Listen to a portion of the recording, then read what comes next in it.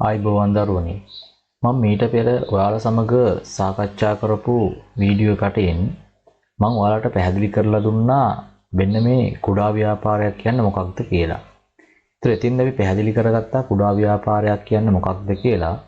කුඩා ව්‍යාපාරයක් කියලා අපි කිව්වේ මෙන්න මේ වෙළඳපොළ කොටස සීමා සහිත වූ වෙළඳපොළ කොටස සීමා සහිත වූ කුඩා පාරිභෝගික කණ්ඩායමක් වෙත භාණ්ඩ හා සේවා සපයන ව්‍යාපාර වලට අපි කිව්වා කුඩා ව්‍යාපාරයක් කියලා අපි කිව්වා. වෙළඳපොළ කොටස සීමා සහිත වූ තෝරාගත්තු කුඩා වෙළඳපොළකට කුඩා පාරිභෝගික කණ්ඩායමකට භාණ්ඩ හා සේවා සපයන ව්‍යාපාර තමයි අපි කිව්වේ කුඩා ව්‍යාපාර කියලා. ඉතින් එතෙන්දී කුඩා ව්‍යාපාරයක් හඳුනා ගන්නකොට එතෙන්දී අපිට භාවිතයට ගත හැකි නිර්ණායක කීපයක් තියෙනවා. එහෙම නැත්නම් කුඩා ව්‍යාපාරයක දැකිය හැකි පොදු ලක්ෂණ කීපයක් තියෙනවා කියලා මම පැහැදිලි කරලා දුන්නා. ඒක ඔයගොල්ලෝගේ පාඩම් පොත ගත්තොත් පාඩම් පොතෙන් දක්නන්න ලැබෙන කුඩා ව්‍යාපාරයක් තුළ දක්නන්න ලැබෙන ලක්ෂණ මොනවද කියලා. ඉතින් එතෙන්දී ලක්ෂණ හතරක් හඳුන්වා දීලා තියෙනවා. දක්වලා තියෙනවා ඔයාලගේ පාඩම් පොත තුළ. එකක් තමයි මෙන්න මේ රුපියල් මිලියන 15ට වඩා අඩු ප්‍රාග්ධනයක් ආයෝජනය කර තිබීම. ඊළඟට තව එකක් තමයි මෙන්න මේ සේවයේ යොදවා ඇති ශ්‍රමිකයන් සංඛ්‍යාව සාමාන්‍යයෙන් 15ක් හෝ ඊට වඩා අඩු වීම කියන ලක්ෂණය. ඊළඟට තව එකක් තමයි මහා පරිමාණ යන්ත්‍ර සූත්‍ර භාවිතා නොකිරීම කියන ලක්ෂණය තියෙන්න ඕන. කුඩා ව්‍යාපාරයක් නම් මහා පරිමාණ යන්ත්‍ර සූත්‍ර භාවිතා කිරීමක් සිදු වෙන්නේ නැහැ. ඊළඟට වෙළඳපොළ සීමා සහිත වෙන්න ඕන. ඒකත් කුඩා ව්‍යාපාරයේ තියෙන ලක්ෂණයක් විදිහට අපි හඳුනාගත්තා. ඊළඟට අපි හඳුනාගත්තේ මෙන්න මේ කුඩා ව්‍යාපාර වෙත ව්‍යවසායකයන් විශාල ලෙස නැඹුරු වීමක් තියෙන වර්තමානයේදී සහ අතීතයේදී ගත්තත් අනාගතයේදීත් මේ තත්ත්වයම තමයි ව්‍යවසායකයන් කුඩා ව්‍යාපාර වෙත නැඹුරු වීමේ ප්‍රවණතාවය වැඩි, ප්‍රතිශතය වැඩි. ඊට බලපාන හේතු මොනවද කියන එක අපි පැහැදිලි කරගත්තා. ඒවත් ඔයාලගේ අච්චු පොතේ දක්නන්න ලැබෙනවා. මෙන්න මේ කුඩා ව්‍යාපාරයක් වෙත ව්‍යවසායකයන් වැඩිපුර නැඹුරු වෙන්න බලපාන හේතු. ඉතින් එතන තියෙන ප්‍රධාන හේතු තමයි එකක් තමයි පහසුවෙන් ආරම්භ කළ හැකි වීම. මේ ව්‍යාපාර පහසුවෙන් ආරම්භ කරන්න පුළුවන්. ඊළඟට ආරම්භ කිරීමට විශාල ප්‍රාග්ධනයක් අවශ්‍ය නොවීම කියන සාධකය. ඊළඟට ගනුදෙනු කරුවන්ට සමීප වීමේ හැකියාව වැඩි වීම. ඊළඟට නීති රීති ලිහිල් වීම. කුඩා ව්‍යාපාර සම්බන්ධයෙන් පවතින නීති රීති ලිහිල් වූ නීති රීති ප්‍රමාණයක් තමයි දක්නට ලැබෙන්නේ. ඊළඟට තාක්ෂණික උපක්‍රම අවශ්‍ය නොවීම. කුඩා ව්‍යාපාර ගත්තාම කුඩා ව්‍යාපාර සඳහා තාක්ෂණික උපකරණ අවශ්‍ය වෙන්නේ නැහැ. උසස් තාක්ෂණික උපකරණ අවශ්‍ය වෙන්නේ නැහැ. නමුත් තාක්ෂණික උපකරණ අවශ්‍යයි. අවශ්‍ය නැහැ කියලා කියන්නේ මොකද යම් කිසි තාක්ෂණයක් අනුව තමයි යම් භාණ්ඩයක් හෝ සේවාවක් බිහි කරන්නේ.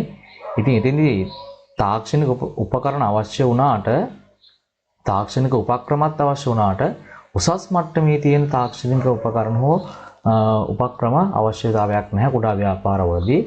ඊට මහා පරිමාණ යන්ත්‍ර සූත්‍ර භාවිතයක් සිදු වෙන්නේ නැහැ කුඩා පරිමාණ ව්‍යාපාරයක. ඒකත් කුඩා පරිමාණ ව්‍යාපාරයක ලක්ෂණයක් ලෙස අපි හඳුනාගත්තා. ඊළඟට මිනිස් සම්පත් උපරිම වශයෙන් යොදාගත හැකි වීම. අපිට මානව සම්පත පුළුවන් තරම් මේ කුඩා ව්‍යාපාරවලදී භාවිතයට ගන්න පුළුවන්. ඒකත් කුඩා ව්‍යාපාරවල තියෙන ලක්ෂණයක් වෙන්නේ මේ වැඩිපුර ව්‍යවසායිකව යොමු වීමට බලපාන ලක්ෂණයක්. තවත් තමයි රජයෙන් ලබා දෙන වරප්‍රසාද වරදාන ඒ වාසි දිරිගැන්වීම් සියල්ලම කුඩා ව්‍යාපාරවලට ලබා ගන්න පුළුවන්. ඒකත් කුඩා ව්‍යාපාරයක තියෙන ලක්ෂණයක් වෙනවා. කියන්නේ ව්‍යවසායිකයින් කුඩා ව්‍යාපාර වෙත නැඹුරු වීමට බලපාන ලක්ෂණයක් ලෙස හඳුනා ගන්න පුළුවන්. ඊළඟට තමන්ගේ සහජ දක්ෂතා වයන් සියල්ලම මෙන්න මේ කුඩා ව්‍යාපාරය තුළ පහසුවෙන් ආයෝජනය කරන්න පුළුවන්. පහසුවෙන් යොදවා ගැනීම හැකියාවක් තියෙන. ඒ නිසා මෙන්න මේ කුඩා ව්‍යාපාර වෙත මෙන්න මේ ව්‍යවසායකයන් කියන අය නැත්නම් ව්‍යාපාරිකයෝ වැඩිපුර නැඹුරු වෙන්න හේතුවක් වෙලා තියෙනවා. ඒ ටික අපි සාකච්ඡා කරා. ඊළඟට කුඩා ව්‍යාපාර වර්ධනය වීම නිසා රටක ආර්ථික සංවර්ධනය ලැබෙන ප්‍රතිලාභ මොනවද කියන කාරණය පිළිබඳව අපි ඉතින්දි හඳුනා ගැනීමක් කරා. ඒ ටික 107 වෙනි පිටුවේ දක්නට ලැබෙන කුඩා ව්‍යාපාර වෙත නැත්නම් කුඩා ව්‍යාපාර ගත්තාම මේ කුඩා ව්‍යාපාර වර්ධනය වීම නිසා වෙන්න මේ ආර්ථිකය රටක ආර්ථිකයට ලැබෙන ප්‍රතිලාභ මොනවාද කියන කාරණය. right. ඊළඟට මම ඔකට කතා කරන්න බලාපොරොත්තු වෙන්නේ මෙන්න මේ ව්‍යාපාරයක් ආරම්භ කරලා මේ ව්‍යාපාරය සාර්ථකව පවත්වාගෙන යන්නේ කොහොමද? මේ ව්‍යාපාරයක් සාර්ථකව පවත්වාගෙන යාම සඳහා බලපාන සාධක මොනවාද කියන එක පිළිබඳව සාකච්ඡා කරන්න තමයි මම අද මේ විශේෂයෙන්ම මේ වීඩියෝ කොටය නිර්මාණය කරේ.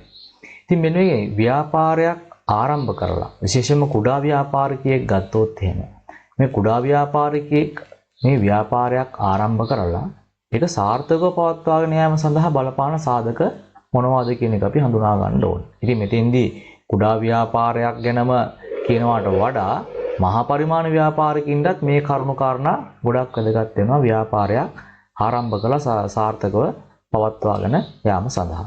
මොනවද කියලා අපි බලමු. මෙන්න මෙතෙන්දී ව්‍යාපාරයක් ආරම්භ කරලා සාර්ථකව පවත්වාගෙන යෑමේදී ව්‍යවසායකයෙකු විසින් ව්‍යවසායකයෙක් කියලා කියන්නේ ව්‍යාපාරවල ප්‍රවර්තකයින්ද නැත්නම් ව්‍යාපාර ආරම්භ කරන්නන් හට අපිට කියන ව්‍යවසායකින් කියලා. ඒතර මෙන්න මේ ව්‍යාපාරයක් සාර්ථකව පවත්වාගෙන යන්න නම් මෙන්න මේ ව්‍යවසායකයෙකු විසින් ව්‍යාපාරයක් සාර්ථක කර ගැනීම සඳහා විවිධ කාර්යයන් වල නිරත වෙන්න ඕනේ. විවිධ කාර්යයන් කීපයක් වල නිරත වෙන්න ඕනේ. එයාලා අනුගමනය කළ යුතු ක්‍රියාපිළිවෙතක් තියෙනවා ව්‍යාපාරයක් සාර්ථක කර ගැනීමේදී අනුගමනය කළ යුතු. ඉතින් මෙන්න මෙතෙන්දී විශේෂයෙන්ම මෙන්න මේ ව්‍යවසායකයෙකු විසින් සිදු කළ යුතු කාර්යයන් කීපයක් ඔයාලගේ පාඩම් පොතේ දක්වලා තියෙනවා. මෙන්න මේ ව්‍යාපාරයක් සාර්ථකත්වය කරා රැගෙන යාම සඳහා අනුගමනය කළ යුතු. ව්‍යවසායකයෙකු විසින් අනුගමනය කළ යුතු. මොනවද කියලා බැලුවොත් අපි මේ කාරණා මෙන්න මෙතන දක්වනවා. ව්‍යාපාරයක් ආරම්භ කරලා සාර්ථකව පවත්වාගෙන යාම සඳහා ව්‍යවසායකයෙකු විසින් අනුගමනය කළ යුතු කාර්යයන් සමුදායක්. මොනවද කියලා බලන්න එකක් තමයි මෙන්න මේ ව්‍යාපාරයේ සාර්ථකත්වයට බලපාන සාධක හඳුනා ගන්න ඕනේ. එතකොට ව්යාපාරයක් සාර්ථකත්වය කරා ගෙන යන්න නම් ව්‍යවසායකයෙකුගේ වගකීමක් තමයි මෙන්න මේ ව්‍යාපාරයක් සාර්ථකත්වයට බලපාන සාධක මොනවද කියන එක හඳුනා ගන්න එක. එයා මේ සාධක හඳුනා ගන්නේ නැති තාක්කල් කවදාවත් ව්‍යාපාරයක් දියුණු කරගන්න බෑ. ව්‍යාපාරයක් සාර්ථකව පවත්වාගෙන යන්න බෑ. ආරම්භකයා ප්‍රවර්තකයා තමයි මුලින්ම ව්‍යාපාරය සාර්ථකත්වයට බලපාන සාධක මොනවාද කියන එක හඳුනා ගන්න ඕනේ. ඊළඟට ව්‍යවසායකයෙකු විසින් අවධානය යොමු කළ යුතු තව කාර්යයක් තමයි මෙන්න මේ සාධක මෙන්න මේ හඳුනාගත්තු සාධක ටික ව්‍යාපාරයට අදාළ කර ගැනීම කරන්න ඕනේ. තමන්ගේ ව්‍යාපාරයට අදාළ කර ගන්න ඕනේ. තමන්ගේ ව්‍යාපාරයට අදාළව තමන්ගේ ව්‍යාපාර කටයුත්ත සාර්ථකත්වයට පත් කර ගැනීමට බලපාන සාධක මොනවද කියලා හඳුනා ගැනීමෙන් පසු ඒ සියලු සාධක තම ව්‍යාපාරයට අදාළ කර ගැනීම කරන්න ඕනේ. ඊළඟට තමා සතු සම්පත් ඵලදායී ලෙස යොදවා ගැනීම කරන්නත් ඕන. මොකද තමන් සතුව මුදල් සම්පත් තියෙනවා. ඊළඟට අනිකුත් දේපල සම්පත් තියෙනවා. මේ සියල්ලම ව්‍යාපාර කටයුත්ත තුළ ඵලදායී ලෙස යොදවා ගත්තේ නැත්නම් අන්න එතෙන්දිත් ව්‍යාපාරයක් සාර්ථකව පවත්වාගෙන යෑමේ හැකියාවක් ලැබෙන්නේ නැහැ. ඒවා ව්‍යවසායකයෙකුගේ කාර්යයන්. ඒවා ව්‍යවසායකයෙකුගේ වගකීම් ව්‍යාපාරයක් සාර්ථක කර ගැනීම සඳහා අනුගමනය කළ යුතුය. ඊළඟට තව එකක් තමයි නව තාක්ෂණික වෙනස් වීම හඳුනාගෙන ඒවට අනුගත වෙන්න ඕනේ. අද බොහෝමයක් අය නව තාක්ෂණය වෙනස් වීම කෙරෙහි අනුගත වෙන්න කැමති නැහැ. තමන් කරගෙන ආපු ක්‍රමවේදයේම ඒ විදිහටම පවත්වාගෙන යන්න තමයි බොහෝ දෙනෙක් කැමති. දැන් ගුරුවරු ගත්තත් එහෙමයි. බොහෝ දෙනෙක් තාක්ෂණය භාවිතා කරලා උගන්වන්න කැමති නැහැ. මොකද තාක්ෂණය එක්ක භාවිතා කරන්න දැනුම නැහැ. එක්ක තාක්ෂණයට වෛර කරනවා. නැත්තම් කැමති නැහැ. ඉතින් ඒ නිසා තාක්ෂණය භාවිතා කරන්නේ නැහැ. ඒ නිසා ව්‍යවසායකයෙකු ගත්තොත් ව්‍යවසායකයෙකුත් ඉන්නවා ඒ වගේ අය. නමුත් ව්‍යවසායකයෙක් වුණාම ව්‍යාපාර සාර්ථකත්වයේ කරාගෙන යන්න නම් අනිවාර්යයෙන්ම මේ තාක්ෂණික මෙවලා මේ තාක්ෂණික උපකරණ හඳුනා ගැනීම කරන්න ඕනේ. නව තාක්ෂණය හඳුනා ගැනීම කරන්න ඕනේ. හඳුනාගෙන ඒවට අනුගත වීම වෙන්න ඕනේ. අනුගත වුණොත් තමයි අපිට ඒවයින් ලැබෙන ඵල ප්‍රයෝජන අරගෙන ව්‍යාපාරය සාර්ථකත්වයට ගෙන යන්න පුළුවන්. ඊළඟට ව්‍යාපාරයක් සාර්ථකත්වයට ගෙන යන්න ව්‍යවසායකයෙකු විසින් අනුගමනය කළ යුතු තව කාරණයක් තමයි මෙන්න මේ තරංකාරීත්වයට සාර්ථකව මුහුණ දෙමින් නව ව්‍යාපාර අවස්ථා මතු කරගෙන ක්‍රියාත්මක කිරීම. ඒතකොට දැඩි තරංකාරීත්වයක් වෙළඳපොළ තුල තියෙනවා. මේ දැඩි තරංකාරීත්වය හඳුනාගෙන ඒකට හොඳට මුහුණ දෙමින් නව ව්‍යාපාර අවස්ථා මතු කරගෙන يعني අලුත් භාණ්ඩ හා සේවා හොයාගෙන ඒවා නිෂ්පාදනය කිරීමේ කාර්ය තුල නිරත වෙන්න ඕන. ඒතකොට තමයි ව්‍යාපාරයක් සාර්ථකව ඉදිරියට පවත්වාගෙන යන්න පුළුවන් වෙන්නේ. ඒ නිසා මෙන්න මේ කියන කාරණා පිළිබඳව ව්‍යවසායිකයෙකු විසින් අවධානය යොමු කරේ නැත්නම් ව්‍යවසායිකයෙකු විසින් මේ කියන කාරණා පිළිගත්තේ නැත්නම් මේ ව්‍යාපාරය සාර්ථකත්වයට පවත්වාගෙන යෑමේ හැකියාවක් ලැබෙන්නේ නැහැ පුතේ.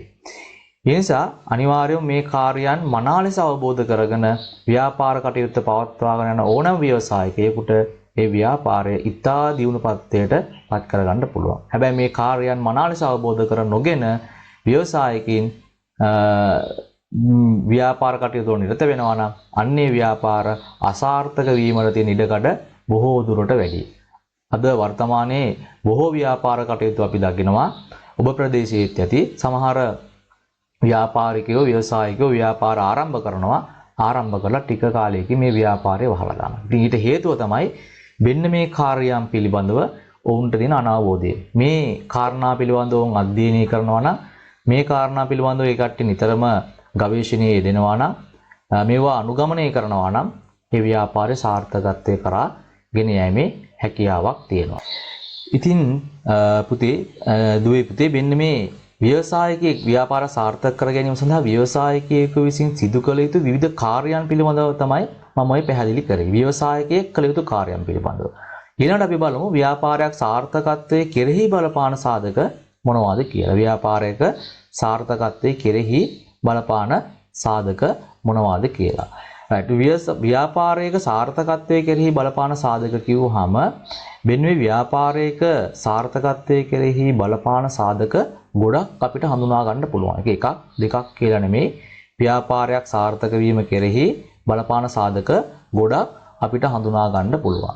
ඉතින් ව්‍යවසායකයා ඔවුන්ගේ ව්‍යවසායකත්ව කුසලතාවය මූලික කරගෙන මෙන්න මේ ව්‍යාපාරයක් සාර්ථකත්වයට බලපාන සාධක හඳුනා නොගතහොත් ඒ ව්‍යාපාරය අනිවාර්යයෙන්ම මතක තියාගන්න අසාර්ථක ව්‍යාපාරයක් බවට පත් වෙනවාමයි. ඒ නිසා අනිවාර්යයෙන්ම ව්‍යාපාර සාර්ථකත්වය කරාගෙන යන්න නම් ව්‍යාපාරයක සාර්ථකත්වයේ කෙරෙහි බලපාන තීරණාත්මක සාධක පිළිබඳව අවධානය යොමු කරලා ඒවා හඳුනාගෙන ඒවා නිසි ආකාරයෙන් කළමනාකරණය කරගත්තොත් මේ ව්‍යාපාර සාර්ථකත්වයේ කරා ගෙන යන්න පුළුවන්. ඒක අනිවාර්යයෙන්ම කිරීමේ හැකියාවක් තියෙනවා. ඉතින් මොනවද අපි බලමු මේ ව්‍යාපාරයක සාර්ථකත්වයේ කෙරෙහි බලපාන සාධක වෙන්නේ. එකක් තමයි මෙන්න මේ ව්‍යාපාරය සතුව තියෙන මුදල්, ඒ වගේම ශ්‍රමය, ද්‍රව්‍ය හා අනිකුත් සම්පත්. ව්‍යාපාරයේ සාර්ථකත්වයේ කෙරෙහි බලපාන ප්‍රධානම සාධකයක්. මුදල් බලපානවා. ශ්‍රමය බලපානවා. මානව සම්පත ව්‍යාපාරය තුළ තියෙන. ඊළඟට ව්‍යාපාරය භාවිත කරන ද්‍රව්‍ය හා වෙනස් සම්පත්. මේ සියල්ල බලපානවා ව්‍යාපාරයක සාර්ථකත්වය කෙරෙහි. ඉතින් මෙන්න මෙතෙන්දී මුදල් කියන සම්පත ප්‍රධාන තැනක් ගන්නවා ව්‍යාපාරයක සාර්ථකත්වයට බලපාන්න. මොකද මුදල් කියන සම්පත අපිට විවිධ කාරණා සඳහා අවශ්‍ය වෙනවා. දවාලගේ පාඩම් පොත ගත්තොත් 108 වෙනි පුටිවේ දක්වලා තියෙන මේ මුදල් ඇයි ව්‍යාපාරිකයෙකුට අවශ්‍ය වෙන්නේ කියලා. එතන මෙතන තියෙන එකක් බලන්න අමුද්‍රව්‍ය හෝ තොග මිලදී ගැනීම සඳහා මුදල් අවශ්‍යයි කියලා කියනවා. එතකොට ව්‍යාපාරයට අවශ්‍ය අමුද්‍රව්‍ය තොග මිලදී ගන්න ව්‍යාපාරයකට මුදල් අවශ්‍ය වෙනවා. ඉතින් ඒ වගේම තොග පවත්වාගෙන යාම සඳහා ව්යාපාරයකට මුදල් අවශ්‍ය වෙනවා. ඊළඟ ණය හිමියන්ට වගේ අයට මුදල් ගෙවන්න අපිට බාණ්ඩ ණයට සපයන අයට මුදල් ගෙවන්න, ණය පියවන්න අපිට මුදල් අවශ්‍ය වෙනවා. ඊළඟ ගෙවල් කුලී, විදුලි ගාස්තු, දුරකථන ගාස්තු, අඩිපණන් ගාස්තු, ප්‍රවාහන වියදම් වගේ එදිනෙදා අපි සිදු කරන වියදම් සඳහා ගෙවීම් කරන්න අපිට මුදල් අවශ්‍ය වෙනවා. ඊළඟ ව්‍යාපාරයට ස්ථාවරවත්කම් වගේ දේවල් මිලදී ගැනීම සඳහා වගේ කාරණා සඳහා මුදල් අවශ්‍ය වෙනවා. ඔය වගේ අපි එදිනෙදා දෛනිකව සිදු කරන විවිධ කටයුතු සාර්ථකව පවත්වාගෙන යාම සඳහා ඒවට ගෙවීම් කිරීම සඳහා අපිට මුදල් කියන සම්පත අවශ්‍ය වෙනවා. ඉතින් මේ මුදල් කියන සම්පත හරියට අපි සැලසුම් කරලා භාවිතයට ගත්තේ නැත්නම් අනිවාර්යෙන් මේ ව්‍යාපාර අසාර්ථක භාවයට පත් වෙනවාමයි. ඒක වළක්වන්න බෑ. ඒ නිසා අපි මුදල් භාවිතයට ගන්නකොට මුදල් කියන්නේ අපිට සීමිත වූ සම්පතක්. මුදල් අපි භාවිතයට ගන්නකොට අනිවාර්යෙන් අපි සැලසුම් සකස් කරලා ඒ සැලසුම් වලට අනුකූලව මේ මුදල් කියන සම්පත අපි හරියට පරිහරණය කරන්න ඕනේ. ඉතින් මේ කියන විවිධ කාරණා සඳහා තමයි මුදල් අවශ්‍ය වෙන්නේ. ඉතින් මේ එකිනෙක කාරණා සඳහා මුදල් වැය කරනකොට සැලැස්මකට අනුව ඒ වැය කිරීම කරනවා නම් ව්‍යාපාරය සාර්ථකත්වයේ කරා පවත්වාගෙන යන්න පුළුවන්.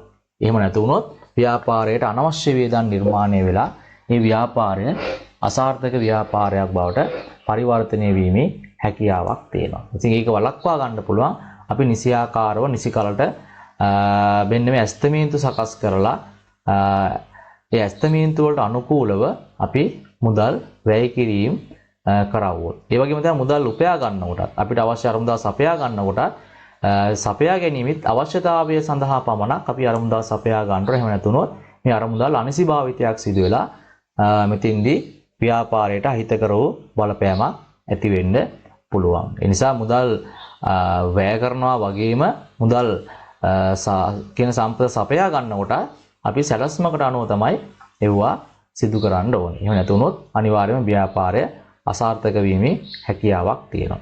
ඊළඟට මුදල් විතරක් නෙමෙයි ශ්‍රමය කියන සම්පත මානව සම්පත පිළිබඳවත් විශේෂ අවධානය යොමු කරන්න ඕනේ. මොකද මානව සම්පත තමයි ව්‍යාපාරයේ තියෙන සියලුම සම්පත් මෙහෙයවන සම්පත වෙන්නේ. ව්‍යාපාරයේ තියෙන මුදල්, ද්‍රව්‍ය, අනිකුත් සියලුම සම්පත් මෙහෙයවන්නේ ව්‍යාපාරය අරමුණ කලා රැගෙන යන්නේ මේ මානව සම්පත. ඒ නිසා මානව සම්පත පිළිබඳව අපි විශේෂ අවධානය යොමු කරන්න ඕනේ. අපි මානව සම්පත ව්‍යාපාරයට සපයා ගන්නකොට අනිවාර්යයෙන්ම අපි තීරණය කරන්න ඕනේ කොච්චර මානව සම්පතක් අවශ්‍ය වෙනවද, කොච්චර පුහුණු ශ්‍රමිකයන් ප්‍රමාණයක් අවශ්‍ය වෙනවද, කොච්චර නුපුහුණු ශ්‍රමිකයන් ප්‍රමාණයක් අපිට අවශ්‍ය වෙනවද, අපි බඳවා ගන්නේ නුපුහුණු ශ්‍රමයේද වැඩිපුර, පුහුණු ශ්‍රමයේද බඳවා ගන්නේ කියන කාරණා පිළිබඳව අපි විශේෂ අවධානය යොමු කරන්න ඕනේ. ඒ වගේම ශ්‍රමයෙන් උපරිම ප්‍රයෝජන ගන්න නම් ව්‍යාපාරයේ ඵලදායීතාව ඉහළ නැංවෙන ආකාරයට අපි යම්කිසි සැලැස්මකට අනුව මේ ශ්‍රම සම්පත ව්‍යාපාර කටයුත්ත තුළ යොදවන්න ඕනේ. ඒ වගේම තමයි ව්‍යාපාරයේ ඵලදායීතාවය වැඩි කරගන්න ශ්‍රමයේ ඵලදායීතාව ඉහළ නංවා ගන්න නම් ඔවුන්ට සාධාරණ වූ ආකර්ශනීය වැටුප් හා දිරිදීමනා ගෙවීම කෙරෙහි විශේෂ අවධානය යොමු කළ යුතුයි. එහෙම නැති වුණොත් එහෙම ඔවුන්ගේ තියෙන පසුබෑම මත ව්‍යාපාරය අසාර්ථක වෙන්නත් පුළුවන්. ඒකත් හොඳට මතක තියාගන්න. ඊළඟට මුදල්, ශ්‍රමය සහ අනිකුත් සම්පත් සාර්ථකත්වයේ කෙරෙහි බලපානවා වගේම තවත් ව්‍යාපාරයක සාර්ථකත්වයේ කෙරෙහි බලපාන සාධකයක් තමයි තාක්ෂණික දැනුම කියන්නේ. තාක්ෂණික දැනුම ගොඩක් බලපානවා ව්‍යාපාරයක සාර්ථකත්වයේ කෙරෙහි. දැන් තාක්ෂණික දැනුම කියන්නේ මොකක්ද කියලා ඇහුවොත් එහෙම තාක්ෂණික දැනුම කියලා පුතේ අපි කියන්නේ විද්‍යාත්මක දැනුම. නවීන විද්‍යාත්මක දැනුම. ව්‍යාපාර කටයුතු සඳහා අපිට භාවිතයට ගන්නීමේ හැකියාවක් තියෙන නවීන විද්‍යාත්මක දැනුමට අපි කියනවා තාක්ෂණය කියලා අපි කියනවා. එතන මේ තාක්ෂණය ව්‍යාපාර කටයුතු සඳහා ගොඩක් වැදගත් වෙනවා. මොකද තාක්ෂණය මත තමයි භාණ්ඩවල ගුණාත්මක භාවය, ඊළඟට නව නිෂ්පාදිතවල බිහිවීම, ව්‍යාපාරයේ සම්පත් භාවිතයේ කාර්යක්ෂමතාවය ඉහළ යාම වගේ නිෂ්පාදන පිරිවැය අවම කර ගැනීම වගේ දේවල් තීරණය වෙන්නේ මේ තාක්ෂණික දැනුම මත. ව්‍යාපාරිකයාට තියෙන තාක්ෂණික දැනුම මත. ඒතර ව්‍යාපාරිකයාට තියෙන තාක්ෂණික දැනුම අඩු මට්ටමක නම් ඒ ව්‍යාපාර නිෂ්පාදිතවල ගුණාත්මක භාවය පහළ මට්ටමක තියෙනවා.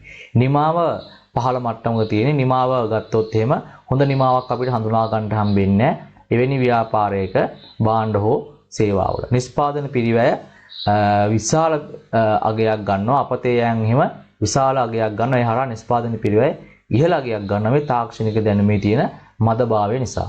ඒ නිසා තාක්ෂණික දැනුම කියන එක අත්‍යවශ්‍යයි ව්‍යාපාරය සාර්ථකව පවත්වාගෙන යාම සඳහා. ඒ නිසා ව්‍යාපාරිකයෙකු ව්‍යාපාරයක් සාර්ථක කරගන්න නම් ඒ තම ව්‍යාපාර කටයුත්ත හා සම්බන්ධ තාක්ෂණික දැනුම, විද්‍යාත්මක දැනුම පුළුවන් තරම් ප්‍රගුණ කරන්න ඕන, අධ්‍යයනය කරන්න ඕන. ඒ හරහා ඒ ව්‍යාපාරය සාර්ථකත්වයේ කරා පවත්වාගෙන යන්න පුළුවන්. ඊළඟට වෙන්නේ මේ ව්‍යාපාරයක සාර්ථකත්වයට බලපාන තවත් වැදගත්ම සාධකයක් තමයි මේ තොරතුරු කියන සාධකය.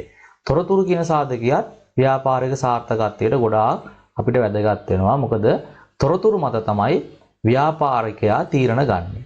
එතකොට භාණ්ඩයක් නිෂ්පාදනය කරන්න හිතපු අවස්ථාවේ ඉඳලා ඒ භාණ්ඩය නිෂ්පාදනය කරලා පාරිභෝගිකයාගේ අතට ලබා දෙනතුරු අපේ ගනුදෙනු කරුවාගේ අතර ලබා දෙනතුරු ඒ භාණ්ඩය නිෂ්පාදනය කිරීම සාර්ථක කර ගැනීම සඳහා අපිට තොරතුරු අවශ්‍ය වෙනවා. දැන් මෙතින් ඔයාලට ගැටලුවක් එනවා තොරතුරු කියන්නේ මොනවද කියලා. තොරතුරු කියලා කියන්නේ පුතේ මතක තියාගන්න අපිට විවිධ අංශ විවිධ කරුණු කාරණා පිළිබඳව තීරණ ගැනීමට අවශ්‍ය වෙන විවිධ කරුණු කාරණා. ඒකට අපිට තීරණ ගැනීම සඳහා විවිධ කරුණු කාරණා අවශ්‍යයි. මේ තීරණ ගැනීම සඳහා අවශ්‍ය වෙන මේ විවිධ කරුණු කාරණා වලට තමයි අපි කියන්නේ පුතේ තොරතුරු කියලා. ඉතින් මේ තොරතුරු අපිට අවශ්‍ය වෙනවා විවිධ දේවල් ඉටු කර ගැනීම සඳහා අපිට තොරතුරු අවශ්‍ය වෙනවා. ඒතර භාණ්ඩයක් නිෂ්පාදනය කරන්න හිතපු අවස්ථාවේ ඉඳලා ඒක පාරිභෝගිකයාගේ අතට පත්වනතුරු ඒ සමස්ත නිෂ්පාදන ක්‍රියාවලිය පවත්වාගෙන යාම සඳහා අපිට විවිධ කරුණු කාරණා විවිධ තොරතුරු අපිට අවශ්‍ය වෙනවා. ඉතින් නිසා තොරතුරු කියන්නේ ව්‍යාපාරයක සාර්ථකත්වයේ කෙරෙහි බලපාන සාධකයක් ලෙස හඳුනා ගන්න පුළුවන්. ඒකට මෙන්න මේ අපට අවශ්‍ය වෙන විවිධාකාරයේ තොරතුරු කිහිපයක් පිළිබඳව අපි උදාහරණව බැලුවොත් එහෙම මොනවද ඒ උදාහරණ කියලා අපි බැලුවොත් අපිට අවශ්‍ය වෙන තොරතුරු පිළිබඳව එකක් තමයි වෙන්න මේ විවිධ වෙළඳපොළ අවශ්‍යතා පිළිබඳව තොරතුරු අපිට අවශ්‍ය වෙනවා. එතකොට වෙළඳපොළ ගැන ගත්තාම විවිධ වෙළඳපොළ අවශ්‍යතා අපිට හඳුනා ගන්න පුළුවන්. මෙන්න මේ විවිධ වෙළඳපොළ අවශ්‍යතාවයන් පිළිබඳව අපිට තොරතුරු අවශ්‍යයි. මොකද අපේ වෙළඳපොළ කොටස පුළුල් කරගන්න වැඩි පාරිභෝගික කණ්ඩායමක් වෙත භාණ්ඩ අලෙවි කිරීම සඳහා අලෙවි කළා ලාභ උපයා ගැනීම සඳහා විවිධ වෙළඳපොළ අවශ්‍යතා පිළිබඳව අපි විශේෂ අපිට තොරතුරු අවශ්‍ය වෙනවා. ඒතර වෙළඳපොළේ විවිධ අවශ්‍යතා තියෙනවා. ඒවට තමයි අපි භාණ්ඩ සපයන්නේ, නිෂ්පාදනය කරන්නේ. ඒතර මේ වෙළඳපොළේ තියෙන විවිධ අවශ්‍යතා පිළිබඳව දත්තයන් ඒ කරුණු කාරණා අපිට අවශ්‍යයි. ඊළඟට අපිට අවශ්‍ය වෙන තොරතුරක් තමයි අමුද්‍රව්‍ය සැපයීම කරුවන් පිළිබඳ තොරතුරු අවශ්‍යයි. දැන් මා කරේ නිෂ්පාදනයක් කරනකොට අමුද්‍රව්‍ය ගන්නෙ කොහෙන්ද? කොතනින්ද ගන්නෙ? කොහෙන්ද අඩුවට ගන්න පුළුවන්? කොහෙන්ද ගුණාත්මක භාවයෙන් ඉහළ අමුද්‍රව්‍ය ගන්න පුළුවන්? නැත්නම් මා කරේ නිෂ්පාදනයක් කරන්න හිතුවොත් ඒකට අවශ්‍ය අමුද්‍රව්‍ය කොතනද තියෙන්නේ? අන්නේ තොරතුරු අපිට අවශ්‍ය වෙනවා ව්‍යාපාරයක් සාර්ථක කරගන්න. ඊළඟට අමුද්‍රව්‍ය මිල ගණන් පිළිබඳව තොරතුරු අපිට අවශ්‍ය වෙනවා. ඒතර අපි ගන්න බලාපොරොත්තු වෙන අමුද්‍රව්‍ය වල මිල ගණන්. දැන් උදාහරණයකට පාම් බේකරියක් නම් පවත්වාගෙන යන්නේ පිටි ගන්න තියෙන්නේ කොහෙන්ද අඩුවට. ඒතර මේ පිටි වල මිල ගණන් කොහොමද? අන්න ඒ වගේ තොරතුරු අපිට අවශ්‍ය වෙනවා. ඊළඟට භාණ්ඩ වල ගුණාත්මක භාවය සහ ප්‍රමිති පිළිබඳව තොරතුරු අවශ්‍යයි. අපිට භාණ්ඩයක් නිෂ්පාදනය කරනකොට ඒ භාණ්ඩයේ ගුණාත්මක භාවය කොපමණ මට්ටමක රඳවාගත යුතුයිද කියන කාරණා පිළිබඳව තොරතුරු අවශ්‍ය වෙනවා. ඊළඟට තරඟකරුවන් පිළිබඳව තොරතුරු අවශ්‍ය වෙනවා. ඒ කියන්නේ අපිත් එක්ක තරඟ කරන්න ඉන්න මෙන්න මේ තරඟකරුවන් පිළිබඳව තොරතුරු අපිට අවශ්‍ය වෙනවා වෙන්න මෙතෙන්දී. ඊළඟට භාණ්ඩ බෙදා හැරීමේ ජාල පිළිබඳව තොරතුරු අවශ්‍යයි. බෙදා හැරීමේ ජාල මොන වගේ ජාල තියෙන්නේ කියන කාරණා පිළිබඳව තොරතුරු අවශ්‍ය වෙනවා. ඊළඟට මූල්‍ය පහසුකම් ලබා ගැනීමේ තොරතුරු අවශ්‍ය වෙනවා. බැංකු ණයක් ගන්න ලබා ගැනීම හෝ වෙනත් පෞද්ගලික පාර්ශවයකින් ණයක් ලබා ගැනීම වගේ මූල්‍ය පහසුකම් ලබා ගැනීම වල තියෙන ඒ හැකියාව පිළිබඳ තොරතුරු අවශ්‍ය වෙනවා ව්‍යාපාරිකයෝ විදිහට.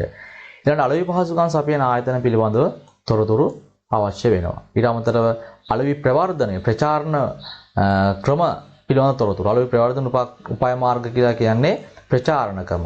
ප්‍රචාරණකම පිළිබඳව තොරතුරු අවශ්‍ය වෙනවා. එතන මෙන්න මේවා තමයි සාමාන්‍යයෙන් අපිට ව්‍යාපාර කටයුත්තක් සාර්ථකව පවත්වාගෙන යාමේදී අවශ්‍ය වෙන තොරතුරු වෙන්නේ. ඉතින් මෙවැනි තොරතුරු ලබා ගැනීම තුළ කුඩා ව්‍යාපාරිකයන්ට තමන්ගේ සැලසුම් නිවැරදිව සකස් කරලා එව්වා ව්‍යාපාරයේ සාර්ථකත්වය ඇතිවන ආකාරයට ක්‍රියාත්මක කිරීමේ ක්‍රියාවට නැන්වීමේ හැකියාවක් තියෙනවා. ඒව තමයි ව්‍යාපාර සාර්ථකත්වයට බලපාන සාධක වෙන්නේ. තව සාධක කීපයක් තියෙනවා.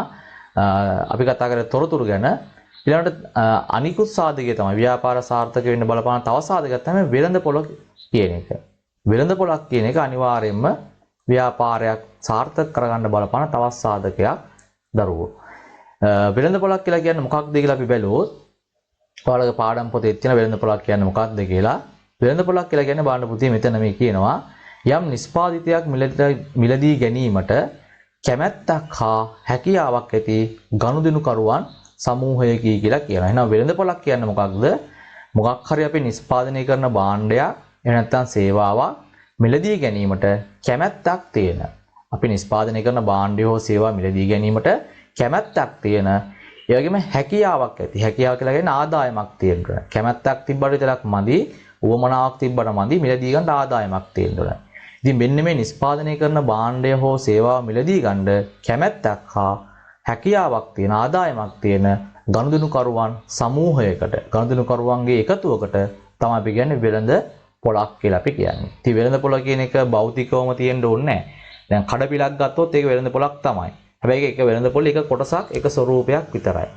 ඒක වෙළඳ පොල කියන එක අන්තර්ජාලය හරහා බිහි වෙන්නත් පුළුවන්. මොකද අන්තර්ජාලය තුල ඉන්නවා නම් යම්කිසි භාණ්ඩයක් මිලදී ගන්න කැමැති සහ ආදායමක් තියෙන පාර්ශවයන් එතන තියෙන්නේ වෙළඳ පොලක්. ඉතින් භෞතිකව අපි එදිනදා බඩු ගන්න යන පොල ගත්තොත් ඒකත් වෙළඳ පොලක්. එතනක් තියෙන්නේ භාණ්ඩයක් හෝ සේවාවක් මිලදී ගන්න කැමැති හැකියාවක් තියෙන පාරිභෝගිකව කණ්ඩායමක් තමයි එතන ඉන්නේ. ගනුදෙනුකරුවන් සමූහයක් තමයි එතන ඉන්නේ. ඒ නිසා වෙළඳ පොලක් කියන එක භෞතිකම වෙන්න ඕනේ නැහැ. ඒක අභෞතික වෙන්නත් පුළුවන්. හැබැයි වෙළඳ පොලක් කියලා කියන්නේ මොකක් හරි නිෂ්පාදිතයක් මිලදී ගන්න කැමැත්තක් තියෙන, ඊළඟට හැකියාවක් හෙවත් ආදායමක් තියෙන ගනුදෙනුකරුවන් කීප දෙනෙකුට සමූහයකට තමයි වෙළඳ පොලක් කියලා කියන්නේ. ඉතින් ව්‍යාපාරයක් සාර්ථක කරගන්නකොට තමන්ගේ වෙළඳ පොල කොටස පිළිබඳව විශේෂයෙන්ම අවධානය යොමු කරන ව්‍යාපාරිකයෙක් විසින්. මොකද ව්‍යාපාරයක් ආරම්භ කරන ව්‍යවසායකයෙකු තමන් නිෂ්පාදනය කිරීමට අපේක්ෂා කරන භාණ්ඩ හෝ සේවා වලට වෙළඳ පොලක් තියනවාද කියන එක මුලින්ම හොයලා බලන්න. ඒ කියන්නේ පාරිභෝගිකයෝ ඉන්නවද මිලදී ගන්න. තමන් මොකක් හරි නිෂ්පාදනය කරනකොට ඒක මිලදී ගන්න පාරිභෝගිකයෝ නැත්තම්, ගනුදෙනුකරුවෝ නැත්තම් ඒක නිෂ්පාදනය කරලා වැඩක් නැහැ. මොකද පාරිභෝගිකයෝ තමයි ව්‍යාපාරිකයාගේ රජ්ජුරුව වෙන්නේ. පාරිභෝගිකයෝ තමයි ව්‍යාපාරිකයාගේ රජ්ජුරුව වෙන්නේ. එතකොට ඊට හේතුව තමයි ව්‍යාපාරිකයාට පාරිභෝගිකයෝ නැත්තම් Taman නිෂ්පාදනය කරන භාණ්ඩ අලෙවි කර ගැනීමේ හැකියාවක් ලැබෙන්නේ නැහැ. ඉතින් ඒක අලෙවි කර ගන්න පුළුවන් පාරිභෝගිකයෝ හිටියොත් පමණමයි. ඒ නිසා මෙන්න මේ වෙළඳ පොළ කොටස කියලා කියන්නේ පාරිභෝගික කණ්ඩායමට නිසා මේ පාරිභෝගික කණ්ඩායම පිළිබඳව සැලකිලිමත් වෙලා ඔවුන්ට අවශ්‍ය දේ පමණක් අපි නිෂ්පාදනය කරලා සැපීම කරන්න ඕනේ. ඒ නිසා ව්‍යාපාරයක් සාර්ථකත්වයේ කරාගෙන යනවා නම් වෙළඳ පොළ පිළිබඳව විශේෂ අවධානය යොමු කරන්න ඕනේ. එහෙම වුණොත් විශේෂ අවධානය යොමු කරනවා නම් ව්‍යාපාරය සාර්ථකත්වයේ කරා ගෙන යෑමේ හැකියාවක් තියෙනවා. ඉතින් මෙතේ ව්‍යාපාරයක් සාර්ථක කරගන්න බලපාන තව සාධක කීපයක් අපිට හඳුනා ගන්න පුළුවන්. ඒවත් අපි බලමු, සලකා බලමු. ඒ මොනවද කියලා. පිටු අංක 110ට ගියොත් ඔයාලට බලා ගන්න පුළුවන් තව සාධක දෙකක් තියෙනවා. එකක් තමයි මෙන්න මේ ශක්තියින් කියනවා. ඒතර ව්‍යාපාරයක් සාර්ථකත්වය කරා රැගෙන යන්න නම් මෙන්න මේ ව්‍යාපාරයකට තියෙන ශක්තියින්, හැකියාවන් පිළිබඳව විශේෂ අවධානයක් යොමු කරන්න, අධ්‍යයනයක් කරන්න ඕන. ඒතර තමන්ගේ ව්‍යාපාරයේ තියෙන ශක්තියින් මොනවාද, හැකියාවන් මොනවාද කියන එක සලකා බලන්න. මොකද ශක්තියින් කියලා කියන්නේ තරඟකාරීත්වයට මුහුණ දීමට ව්‍යාපාරයකට තියෙන හැකියාව. ඒක තරඟකාරීත්වයකට මුහුණ දෙන්න ව්‍යාපාරයේ තියෙන හැකියාව මොනවද කියන එක අපි නොදන්නවා නම් අපිට තරඟයට මුහුණ දීමේ හැකියාවක් ලැබෙන්නේ නැහැ. අපි තරඟයේ පැත්තටවත් යන්නෙත් නැහැ. ඒ නිසා තරඟයක් කරවොත් තමයි සාර්ථකත්වයක් ලබා ගන්න පුළුවන් වෙන්නේ. ඉතින් තරඟ කරන්න නම් අනිවාර්යෙන් අපේ ශක්තියින් මොනවද කියන එක හඳුනා ගන්න ඕනේ. දැන් උදාහරණයක් විදිහට ශක්තියින් වලට උදාහරණ කීපයක් අපිට මෙතෙන්දී හඳුනා ගන්න පුළුවන්. එකක් තමයි මෙන්න මේ ව්‍යවසායකයා සතු විශේෂ දක්ෂතා සහ විශේෂ හැකියාවන් පැවතීම. ව්‍යවසායකයාට තියෙනවා නම් විශේෂ දක්ෂතාවයන්, විශේෂ හැකියාවන් අනිකුත් ව්‍යවසායකයන්ට සාපේක්ෂව ඒක ශක්තියක්. Tamanට තියෙන ශක්තියක්, ව්‍යාපාරයට තියෙන ශක්තියක් ලෙස හඳුනා ගන්න පුළුවන්. තව එකක් තමයි ව්‍යාපාරයේ සිටින දක්ෂ පුහුණු ශ්‍රමිකයින්. ඒකත් ව්‍යාපාරයකට ශක්තියක්. මොකද හැම ව්‍යාපාරයකම දක්ෂ පුහුණු ශ්‍රමිකයින් දක්නට ලැබෙන්නේ නැහැ. හැම ව්‍යාපාරයකම එහෙම අය නැහැ. ඒ නිසා තමන්ගේ ව්‍යාපාරය තුළ ඉන්නවා නම් දක්ෂ පුහුණු ශ්‍රමිකයින්, ඒක තමන්ට ශක්තියක් වෙනවා. ඒව අපි හඳුනා ගන්න ඕනේ. කවුද අපිට ඉන්න දක්ෂ සේවකයෝ, කවුද අපිට ඉන්න පුහුණු ශ්‍රමිකයෝ කියන එක හඳුනා ගන්න ඕනේ. මොකද එයාලා ව්‍යාපාරය තුළ රඳවා ගැනීම සඳහා ඕන්ව අපි අභිප්‍රේරණය කරන්න ඕනේ. අභිප්‍රේරණය කර තියාගත්තොත් ව්‍යාපාරයට සාර්ථකත්වයට මුහුණ දීමේ හැකියාවක් තියෙනවා. ඊළඟට තව ශක්තියක් තමයි ප්‍රශස්ත මට්ටමේ සම්පත් පැවැත්ම. ඒ කියන්නේ හොඳ මට්ටමේ අපිට අවශ්‍ය සම්පත් තියෙනවා නම් අපි ගාව අනිකුත් ව්‍යාපාර වලට සාපේක්ෂව හොඳ මට්ටමේ සම්පත් තියෙනවා නම් අපි ගාව ඒක අපිට තියෙන ශක්තියක් ලෙස හඳුනා ගන්න පුළුවන්. තව එකක් තමයි ව්‍යාපාරයේ වාසිදායක පිහිටීම. ඒ කියන්නේ ව්‍යාපාරයේ තියෙන නගරබද, දැන් උදාහරණයක් විදිහට අපි අලෙවි කරන්නේ සිල්ලර බඩු නම් නගරාසන්නයේ පාරට ආසන්න ස්ථානයක ව්‍යාපාරයේ තියෙන එක වාසිදායක පිහිටීමක්. නැතුව මේ කැලේක තියෙනවා නම් මිනිස්සු වෙන්නේ නැහැ නේ කැලේට බාණ්ඩ ගන්න නේද? ඒ නිසා ඒක අවාසිදායක සිදුවීමක්. පිහිටීමක්. නමුත් පාරායනේ තියෙනවා නම් කියන්නේ ව්‍යාපාර කටයුත්ත ස්වභාවය වෙන තමයි මේක වෙන්න ඕනේ. දැන් අපි එළවලු වගා කරනවා නම් ඒක පාරේනේ තිබිලා හරියන්නේ නැහැ නේ. එළවලු වගා කරනවා නම් ඒක තියෙන්න ඕනේ ටිකක් ඇතුළට වෙන්න නිස්කලංක තැනක තියෙන්න ඕනේ. වතුර පහසුකම් ලබා ගන්න පුළුවන්. ඊළඟට සතුන්ගෙන් වගේ ආරක්ෂා වෙන ස්ථාන ඒ වගේ තැන් තිබ්බොත් අපිට වගා කටයුතු වගේ දේවල් සාර්ථක කරගන්න පුළුවන්. ඒ වගේ ව්‍යාපාර කටයුත්ත සිදු කරනකොට වාසිදායක පිහිටීමක් නම් තියෙන ව්‍යාපාරයට අන්න ඒක ව්‍යාපාරයේ ශක්තියක් ලෙස හඳුනා ගන්න පුළුවන්. ඊළඟට තව වාසියක් ශක්තියක් තමයි මේ සාර්ථකව ව්‍යාපාර තරංකාරීත්වයට මුහුණ දීමේ හැකියාව. Tamanට සාර්ථකව ව්‍යාපාර තරංකාරීත්වයට මුහුණ දෙන්න හැකියාවක් තියෙනවා නම් අන්න ඒකත් ශක්තියක් ලෙස හඳුනා ගන්න පුළුවන්. මොකද හැම ව්‍යවසායකයාටම තරංගයට සාර්ථකව මුහුණ දෙන්න බෑ. තරංගේ හැමුවේ පරාජය වෙනවා. ඒ කුසලතාවේ නෑ. ඒ නිසා සාර්ථකව ව්‍යාපාර තරංකාරීත්වයට මුහුණ දීමේ හැකියාවක් තියෙනවා නම් ඒක ව්‍යාපාරයේ ශක්තියක් ලෙස හඳුනා ගන්න පුළුවන්. තව එකක් තමයි මෙතන දක්වලා තියෙනවා. තම ව්‍යාපාර කටයුතු වලට නව තාක්ෂණ යොදා ගැනීමේ හැකියාව තියෙනවා නම් අන්න ඒක ශක්තිය. තමන්ගේ ව්‍යාපාර තමන් කරන නිෂ්පාදනය කරන භාණ්ඩය හෝ සේවාව නිෂ්පාදනය කරන්න තාක්ෂණික උපකරණ අපිට භාවිතයට ගන්න පුළුවන් නම් නැත්තම් තාක්ෂණික උපකරණ භාවිතය කරලා නිෂ්පාදනය කරන්න පුළුවන් භාණ්ඩයක් හෝ සේවාවක් නම් අන්න එතන අපිට තියෙන ශක්තියක් ඒ හැකියාව. ඊළඟට උසස් කීර්තිනාමය හා හොඳ වෙළඳ ලකුණක් තියෙනවා නම් නැත්තම් හොඳ වෙළඳපොළක් සකස් වෙලා තියෙනවා නම් හොඳ කීර්තිනාමයක් සහ හොඳ වෙළඳපොළක් අපේ ව්‍යාපාරයට නිර්මාණය වෙලා තියෙනවා නම් ඒකත් අනිකුත් ව්‍යාපාරات එක්ක සංසන්දනය කරලා බලනකොට අපිට තියෙන ශක්තියක් විදිහට හඳුනා ගන්න පුළුවන්. ඒව තමයි ව්‍යාපාරයක් සාර්ථකත්වයේ කෙරෙහි බලපාන ශක්තියින් විදිහට අපිට හඳුනා ගන්න පුළුවන් වෙන්නේ. ඊළඟට ව්‍යාපාර සාර්ථකත්වයේ කෙරෙහි බලපාන තව සාධකයක් තමයි වෙන්නේ මේ ව්‍යාපාර වලට පවතින අවස්ථා.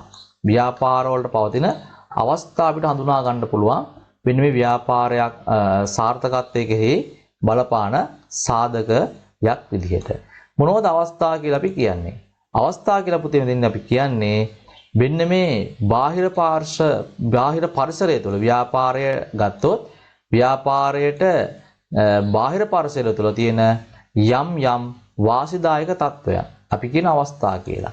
ව්‍යාපාරයක බාහිර පරිසරයේ තියෙන යම් වාසිදායක තත්වයන් තමයි අපි අවස්ථා කියලා කියන්නේ. ඉතින් බාහිර පරිසරයේ තියෙන යම් වාසිදායක තත්වයන් තමයි ව්‍යාපාරය දියුණු කර ගැනීමට යොදවා ගැනීමට හැකියාවක් තියෙනවා නම් අන්න ඒක ව්‍යාපාරයක් සාර්ථක කර ගැනීම සඳහා මහත් පිටුහලක් වෙනවා. ඉතින් මෙන්න මෙතෙන්දී මොනවද අපිට ව්‍යාපාරයක තියෙන වාසිදායක තත්වයන් කියලා පරීක්ෂා කරලා බැලුවොත් මෙතන දීලා තියෙන උදාහරණ භාණ්ඩ එකක් තමයි හොඳ වෙළඳපොළක් පැවතීම. අපි නිෂ්පාදනය කරන භාණ්ඩෙට හොඳ වෙළඳපොළක් පවතිනවා නම් අන්න ඒක හොඳ අවස්ථාවක් ලෙස හඳුනා ගන්න පුළුවන්. ඊළඟට තව එකක් තමයි තරංකරුවන් නැතිවීම හෝ අඩුවීම. තරංකරුවන් ගොඩාක් ඉන්නකොට ව්‍යාපාරය කරගෙන යන්නත් බෑ. මොකද එකම නිෂ්පාදනය කරන ව්‍යාපාරිකයෝ ගොඩාක් ඉන්නකොට අපේ නිෂ්පාදනයේ තියෙන ඉල්ලුම අඩු වෙනවා. පාරිභෝගික කොටස අඩු වෙනවා. ඒ නිසා තරංකරුවන් නැතිවීම හෝ අඩුවීම අපිට අවස්ථාවක් වෙනවා. නමුත් එහෙම වෙන්නේ නැහැ. එහෙම වෙනවා නම් ගොඩක් හොඳයි. ව්‍යාපාරය සාර්ථකව පවත්වාගෙන යාම සඳහා. ඊළඟට සම්පත් බහුලව තිබීමත් අපිට අවස්ථාවක්. අපි නිෂ්පාදනය කරන භාණ්ඩය නිෂ්පාදනය කරන්න අවශ්‍ය සේවාව සපයන්න අවශ්‍ය සම්පත් බහුලව දක්න ලැබෙනවා නම් හැමතැනම තියෙනවා නම් අන්න ඒක වාසියක් විදිහට අවස්ථාවක් විදිහට අපිට හඳුනා ගන්න පුළුවන් ව්‍යාපාරයේ තියෙන.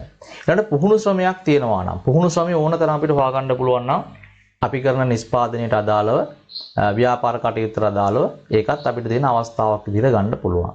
ඊළඟට රජයේ හිතකර ප්‍රතිපත්ති නම් තියෙන අපේ සිදු කරන්න බලාපොරොත්තු වෙන හෝ පවත්වාගෙන යන ව්‍යාපාර කටයුත්තට අදාළව ඒකත් අවස්ථාවක් වෙනවා. ඊළඟට ආර්ථික මට්ටමින් උසස් ක්‍රය ශක්තියක් ඇති පාරිභෝගික කොටසක් ඉන්නවා නම් අපි නිෂ්පාදනය කරන භාණ්ඩ මිලදී ගන්න ආර්ථික අතින් දියුණු. ඒ කියන්නේ පොහොසත් මිනිස්සු කියන්නේ. පොහොසත් මිනිස්සු නම් ඉන්නේ අපේ භාණ්ඩ අපි නිෂ්පාදනය කරන භාණ්ඩ මිලදී ගන්න අපි නිෂ්පාදනය කරන පොහොසත් මිනිස්සු ඉලක්ක කරගෙන නම් අන්න ඒකත් අපිට අවස්ථාවක් වෙනවා ව්‍යාපාරය සාර්ථක කරගන්න. ඊළඟට ආර්ථික ස්ථාරභාවයක් තියෙනවා නම් රටේ රටේ දැන් මේ කලවකමානුව ගත්තොත් එimhe ආර්ථික ස්ථාවර භාවයක් නෑ අස්ථාවරයි ආර්ථිකය. ඒක අවස්ථාවක් නෙවෙයි මේක තර්ජනයක්. නමුත් ආර්ථික ස්ථාවර භාවයක් තියෙනවා නම් අපි ව්‍යාපාර කටයුතු කරගෙන යන කාලවකවානුව තුළ ඒක ව්‍යාපාරයට අවස්ථාවක් විදියට අපිට හඳුනා ගන්න පුළුවන්. ඉතින් ඔන්න ඔයව තමයි ව්‍යාපාර වලට තියෙන අවස්ථා ලෙස අපිට හඳුනා ගන්න පුළුවන් වෙන්නේ දරුවෝ. right. එහෙනම් ව්‍යාපාරයක් සාර්ථකත්වයේ කෙරෙහි බලපාන සාධක මොනවද කියලා අපි සරකා බැලුවොත් එහෙම නැවත වාරයක් පොඩ්ඩක් මුලට ගිහිල්ලා මෙන්න මෙතෙන්දී ව්‍යාපාරයක් සාර්ථක කරගන්න මම මුලින්ම කිව්වා ව්‍යවසායකයෝ විසින් කළ යුතු කාර්යභාරයක් තියෙනවා කියලා. ඒතර ව්‍යවසායකයෝ විසින් කළ යුතු කාර්යභාරය විදිහට අපි හඳුනාගත්තා මෙන්න මේ කොටස් ටික. ව්‍යාපාර සාර්ථකත්වයට බලපාන සාධක හඳුනා ගැනීම, ඊළඟට එම හඳුනාගත්තු සාධක ව්‍යාපාරයට අදාළ කර ගැනීම, ඊළඟට තමා සතු සම්පත් ඵලදායී ලෙස යොදවා ගැනීමට කටයුතු කිරීම, ඊළඟ නව තාක්ෂණික වෙනස් වීම හඳුනාගෙන ඒවට අනුගත වීම, ඊළඟට තරංකාරීත්වයට සාර්ථකව මුහුණ දෙමින් නව ව්‍යාපාර අවස්ථා මතු කරගෙන ක්‍රියාත්මක කිරීම වගේ දේවල් අපිට හඳුනා ගන්න පුළුවන් ව්‍යාපාරයක් සාර්ථක කරගන්න ව්‍යවසායකයෙකු විසින් ඉටු කළ යුතු විවිධ කාර්යයන් විදිහට. ඊළඟට අපි සාකච්ඡා කරේ ව්‍යාපාරයක් සාර්ථකත්වයේ කෙරෙහි බලපාන සාධක මොනවද කියලා. එකක් අපි සාකච්ඡා කරා මුදල්, ශ්‍රමය හා වෙනස් සම්පත් කියන ඒවා ව්‍යාපාරයක සාර්ථකත්වයට බලපාන ප්‍රධාන සාධකයක් කියලා. ඊළඟට අපි හඳුනාගත්තා තාක්ෂණික දැනුම කියන එක. ව්‍යාපාරයක් සාර්ථකත්වයට බලපාන තවත් සාධකයක්. ඊළඟට තොරතුරු ගත්තොත් තොරතුරුත් ව්‍යාපාරයක සාර්ථකත්වයට බලපාන තවත් සාධකයක් විදිහට හඳුනා ගන්න පුළුවන්. ඊළඟට වෙළඳපොළ කොටස ගත්තොත් එහෙම තමන්ගේ ව්‍යාපාරයට දාලා වෙළඳපොළ ගත්තොත් වෙළඳපොළ කොටසත් මෙන්න මේ සාර්ථකත්වයට බලපාන සාධකයක් ලෙස හඳුනා ගත්තා. ඊළඟට ශක්තියින් ගත්තොත් මේ ශක්තියින් කියන්නේ ව්‍යාපාරයක සාර්ථකත්වයට බලපාන සාධකයක්. ඊළඟට අවස්ථා ගත්තොත් අවස්ථා කියලා කියන්නේ ව්‍යාපාරයක සාර්ථකත්වයේ කෙරෙහි බලපාන තවත් සාධකයක්. ඉතින් මෙන්න මේවා තමයි ව්‍යාපාරවල සාර්ථකත්වයේ කෙරෙහි බලපාන සාධක වෙන්නේ.